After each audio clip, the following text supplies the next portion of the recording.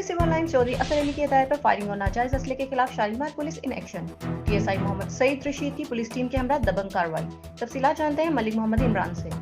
जी बिल्कुल, थाना शालीमार के टीएसआई मोहम्मद सईद रशीद ने इलाके में सरेआम फायरिंग और नाजायज असले की नुमाइश करके खौफ रास फैलाने वाले 2 मुलजम असले समेत गिरफ्तार कर लिए। मुलजमान में जबरान अहमद और गुलाम मुस्तफ़ा शामिल हैं। मुलजमान से 2 कनेशकोव, मैगजीन और 20 गोलियां बरामद कर ली। गिरफ्तार मुलजमान के खिलाफ मुकदमा दर्ज करके मजीद तफ्तीश के लिए इन्वेस्टिगेशन के हवाले कर दिया गया। एसपी सिविल लाइन चौधरी असर अली की एसएचओ शालीमार इंस्पेक्टर रेहान अनवर और टीएसआई मोहम्मद सईद रशीद व पुलिस टीम को शाबाश। हवाई फायरिंग, शो ऑफ वेपन और नाजायज असले के खिलाफ जीरो टॉलरेंस पॉलिसी पर अमल पैरा है। एसपी सिविल लाइन चौधरी असर अली।